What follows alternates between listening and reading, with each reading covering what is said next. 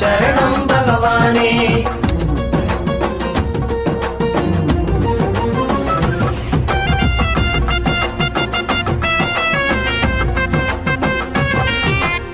ஏழாம் நாளில் ஏற்றம் கொடுத்தாய் இகபர சுகம் தரும் பகவானே. எட்டாம் நாளில் என்னுடன் இணைந்தாய் ஈகையின் திருவே பகவானே.